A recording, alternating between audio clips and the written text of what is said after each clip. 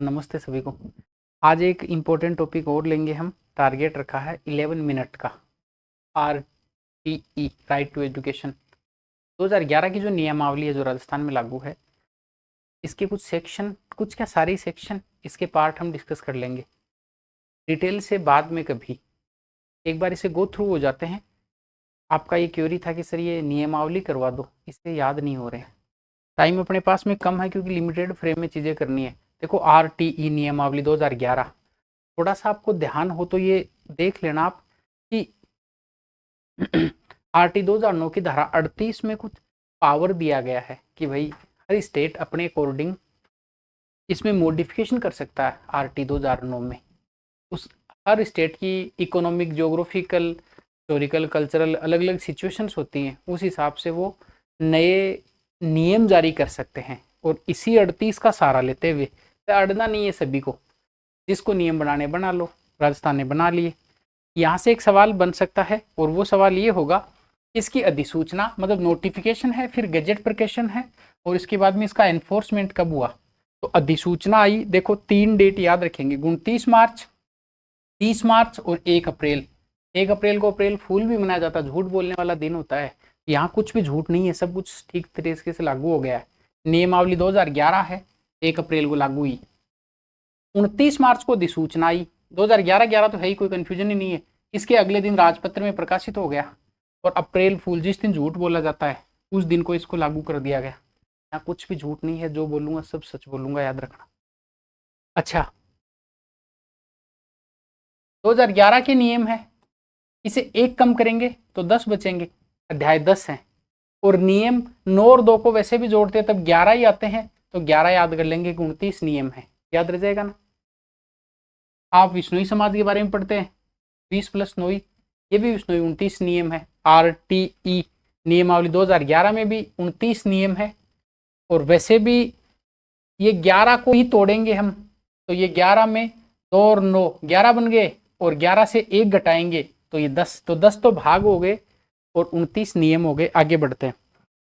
हमें ध्यान है, नियम फर्स्ट हमेशा होता है, वो संक्षिप्त नाम होता है, उसका प्रसार होता है, कहाँ कहाँ लागू होगा सबको याद है। और 2 में हमें दो तारीख सारी परिभाषाएं, 2 ये फिक्स होता है, चाहे कोई सा भी एक पढ़े हम। 3 इंपोर्टेंट है। 3 में देखिए, 3 का मतलब नियम 3, 3, 4, 5 याद रखेंगे। जो 3 नियम है, 3, 4, 5, 3 नाम आ रहे हैं ना, तीसरा, चौथा, पांचवा।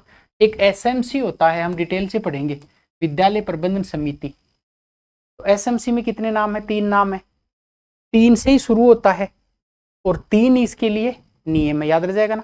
तो 3, 4, 5 SMC के बारे में। अब ये कंफ्यूजन हो कि 3 में क्या है, तो हमेशा पहले संरचना लिखी होती है किसी चीज की, तो 3 में संरचना, SMC के बारे में 3 में है।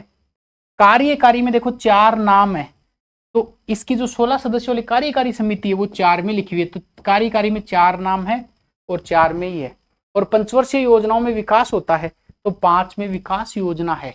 इसमें आपको बताया गया 3 वर्षीय योजनाएं बनेंगी और फिर 3 वार्षिक उप योजनाएं बनेंगी। आई रिपीट, 3 में SMC के बारे में है, 4 में 4 नाम है, कार्यकारी समिति जो है 4 में है, और 5 में विकास योजना। याद रखना, पंचवर्षीय योजना में SMC विकास कर देगी। आगे बढ़ते हैं, पंचवर्षीय योजना की ट्रिक याद रखना इसलिए। अब आते 6 में। अब ये इंपॉर्टेंट होता है कि यार 6 याद कैसे करें। मेरे मेथड अलग है, मैं अलग अलग दिमाग लगा के याद करता हूँ, मुझे कभी नहीं भूले जाते हूँ चीजें। फिर 6 में ऐसा लगे कि भाई अपने कई क्रिकेट के खिलाड़ी स्पेशल 6 लगाते हैं, स्पेशल छक्का लगाते हैं, कोई हेलीकॉप्टर शॉट लगाता है, कोई 360 डिग्री का शॉट लगाता है, तो 6 लगाने के लिए विशेष प्रशिक्षण चाहिए, याद रह जाएगा ना। तो 6 में विशेष प्रशिक्षण है। अभी याद हो जाएंगी थोड़ी देर में आपकी सारी सारी इनके टाइटल। साथ में देखो, या तो साथ में होगा या आसपास होगा, आसपास का क्षेत्र और सीमाएं, कितनी दूरी पर कितनी स्कूल है, 7 गज की दूरी पर स्कूल होगी, तो साथ में दूरी लिखी हुई है भाई, साथ में दूरी है मतलब क्षेत्र है। 6 में स्पेशल ट्रेनिंग देंगे। 5, 4, 3 तीनों SMC के बारे में, 3 में SMC, 4 में कार्यकारी समिति और 5 में उसकी विकास योजना। 8 में देखो, अब ये यहां देखना है 8 का, 8 में है, इसको 8 को मैंने ऐसे लिखा, आ ठ, और आ से पकड़ो, इसे ऊ बना दो, इसको उत्तरदायित्व की बात है। तो 8 में क्या लिखा हुआ है? उत्तरदायित्व। और किसका उत्तरदायित्व है हमें पता, राज्य सरकार और जो स्थानीय प्राधिकारी हैं इनके उत्तरदायी तो 8 में है, याद रह जाएगा ना। तो मैं इसको यहाँ भी लिखता हूँ 8। अगर आपकी कंफ्यूजन खड़ा करे तो देखो 8 हम ऐसे लिखते हैं 8, और 8 को हम ऊ बना देंगे, उत्तरदायित्व है। 7 में क्या कर देंगे, दूरी लिख देंगे, हाँ सीमा दूरी, 7 की सीमा। 6 में विशेष ट्रेनिंग होती है, विशेष प्रशिक्षण। 5 में 5, 4 और 3 ये एसएमसी के बारे में है। तो 3 में बेसिकली एसएमसी, 4 में उसकी कार्यकारी, 4 में कार्यकारी, 5 में उसका विकास। अब बात करते हैं 9 में। 9 को ऐसे लिख लो नो रिकॉर्ड। तो 9 को नो रिकॉर्ड से याद करेंगे। देखो 9 स्थानीय प्राधिकार द्वारा बालकों का रिकॉर्ड रखा जाता है। हम बोलते तुम्हारा रिकॉर्ड है क्या, बच्चा बोले नहीं मेरा रिकॉर्ड तो नहीं है। तो 9 में रिकॉर्ड है, नो रिकॉर्ड ये रिकॉर्ड रखा जाएगा। 10 में उन बालकों के लिए कमजोर वर्ग और जो अलाभप्रद समूह है उनके बालकों का प्रवेश है जिनके पास 10 रुपए भी नहीं है ना देने के लिए। भाई प्राइवेट स्कूलों में जिनके पास 10 रुपए भी नहीं है देने के लिए, ऐसे याद रख लो, उनके 10 रुपए नहीं है जिनको, उनके बालकों की बात 10 रुपए 10 वाले में की गई है। तो 10 में हम 10 रुपए से याद कर लेंगे। 10 रुपए मतलब अभावग्रस्त बालक जो होते हैं उनके बारे में। फिर अब बच्चे के पास तो कुछ नहीं है, पर सरकार 1-1 रुपए का हिसाब देती है पूरा पूरा। इसका मतलब ये है कि जितना वे होता है, एक्सपेंडिचर होता है जितना बच्चे के ऊपर, उसकी ड्रेस का भी होता है और भी सारे एक्सपेंडिचर होते हैं। तो राज्य सरकार द्वारा प्रति बालक वे की प्रतिपूर्ति, जितना वे किया जाएगा उसकी प्रतिपूर्ति राज्य सरकार द्वारा की जाती है। प्रत्येक बालक का वहन किया जाता है। याद रखना 1-1 रुपए का, 1-1 कौड़ी का हिसाब दिया जाता है।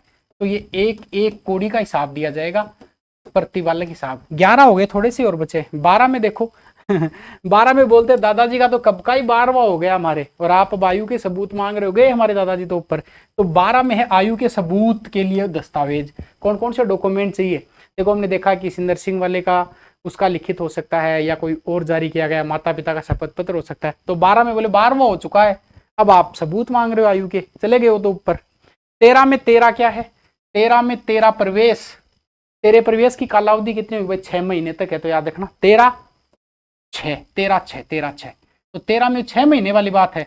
तो 12 में आयु का सबूत है, आयु सबूत, आयु। और 13 में क्या बताया गया है, देखो 13 में क्या है, 13 में विस्तार अवधि कर देंगे कि काल अवधि। 13 प्रवेश, तो 13 प्रवेश। अब बात करते हैं 14 की। देखो आधे हो गए पूरे पूरे। 14, 15 याद रखना, 14 और 15, 6 वर्ष से लेके 14 वर्ष तक के बच्चे स्कूल जाते हैं। कौन से स्कूल में जाएंगे, जिन स्कूलों को मान्यता मिलेगी। तो 14 साल वाले में, 14 वाले में मान्यता की बात है, और ज्यादा स्कूल इधर उधर करें तो 15 में मान्यता वापस ले लेंगे। तो 14, 15 मान्यता की बात है। 14 और 15 कैसे याद रखोगे, 6 वर्ष से लेके 14 वर्ष तक के बच्चे सारे स्कूल जाएंगे। कौन सी स्कूल, जिन स्कूलों को मान्यता मिली हुई है।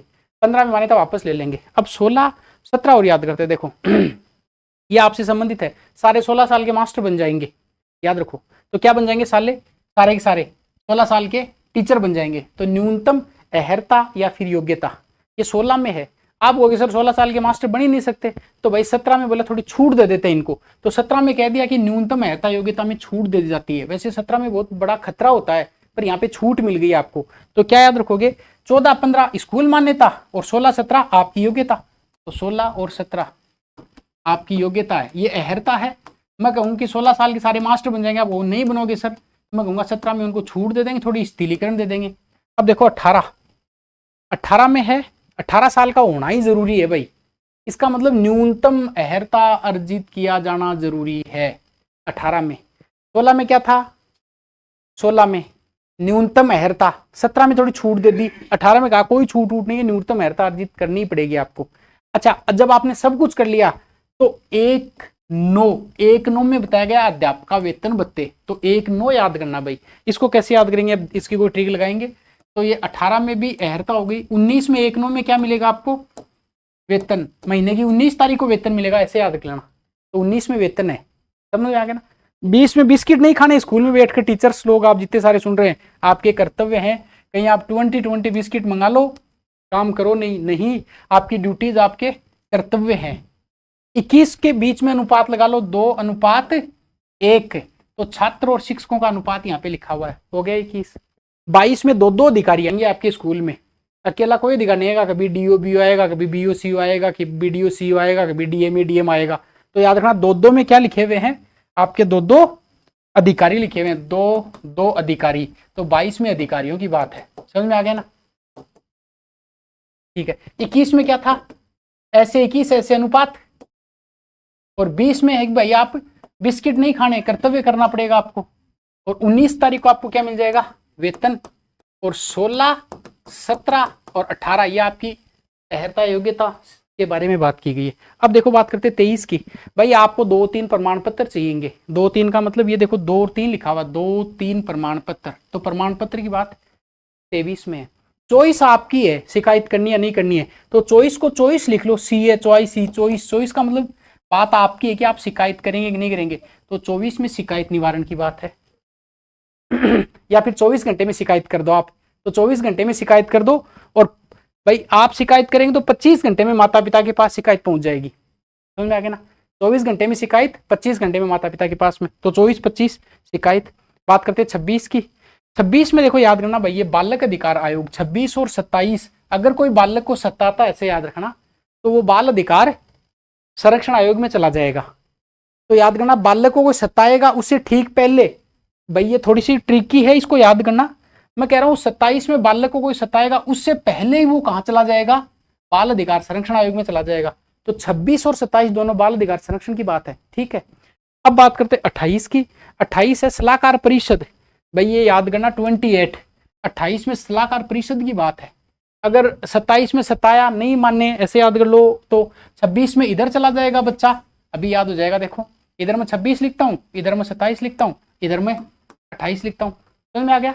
किसी बच्चे को सताया जाए तो या तो बाल अधिकार में चला जाए, या वो 28 में सलाहकार परिषद में चला जाए। और अंतिम तो बचता है आपका 29वां।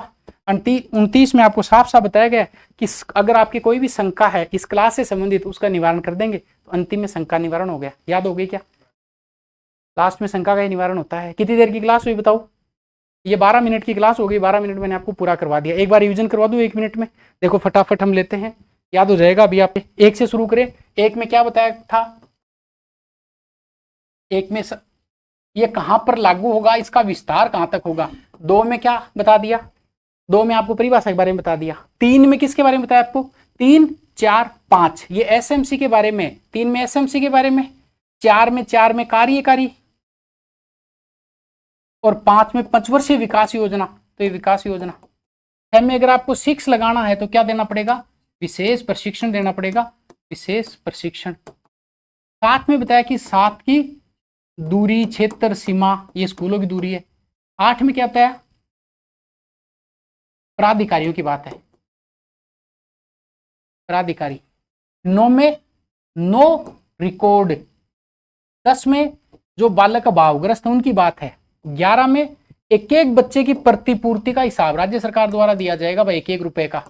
12 में बोले कब का ही 12वां हो गया, आज आप आयु के दस्तावेज मांग रहे हो, आयु दस्तावेज। 13 में 13 प्रवेश की बात कर ली। 14-15 स्कूल की बात है। 14 और 15 में 6 वर्ष से लेकर 14 वर्ष तक भी स्कूल जाएंगे, कौन सी जिनको मान्यता मिली है, तो मान्यता तो रद्द हो गई सर, तो 14-15 मान्यता। अब स्कूल की बात आ गई तो आपकी बात आ जाएगी 16, 17 और 18। ये अहर्ता योग्यता, यहाँ पे शीतलीकरण दे देंगे, यहाँ पे न्यूनतम अहर्ता, यहाँ पे अर्जित किया जाना। 19 तारीख को वेतन मिल जाएगा आपका। 20 में बिस्किट नहीं खाने आपको, तो कर्तव्य आपके बताए गए हैं। 21 में 2:1 बताया गया है। 22 में 2-2 अधिकारी आएंगे आपके स्कूल में। 23 में आपको प्रमाण पत्र चाहिएगा, 2-3 प्रमाण पत्र। 24 घंटे में क्या कर देंगे आप, शिकायत कर देंगे। तो 24 घंटे में शिकायत निवारण की बात है। 25 में फिर वो माता पिता के पास शिकायत चली जाएगी अगले ही 1 घंटे बाद में, तो माता पिता। 26, 27 और 28। तो 27 में अगर कोई बालक को सताता है तो बाल अधिकार संरक्षण में चला जाएगा, 28 में परिषद में चला जाएगा, और 29 में शंका शिकायत निवारण तंत्र। देखो ये एक छोटा सा प्रयास मैं करता रहता हूँ इससे कि आपको चीजें याद करवा दूं। विस्तार से याद कराने में जोर नहीं आएगा, अच्छे से बता दूंगा चीजों को। बस इसका एक ही है, आप नीचे अगर कोई अच्छा कमेंट लिखेंगे, क्लास को अगर पसंद करेंगे, लाइक करेंगे, इससे यूट्यूब को भी पता लगता है और हमें भी पता लगता है, एल्गोरिथम पता लगता है कि ये अच्छी क्लास जा रही है, बच्चे देख रहे हैं। शैक्षिक परिदृश्य मनोविज्ञान के जितने हार्ड फैक्ट हैं सारे करवा दूंगा। नेक्स्ट क्लास में हम क्या करेंगे, नेक्स्ट क्लास में आपको शैक्षिक नवाचार करवा दूंगा सारे ट्रिक के साथ में, याद हो जाएगा। मिलते हैं हम नेक्स्ट क्लास में।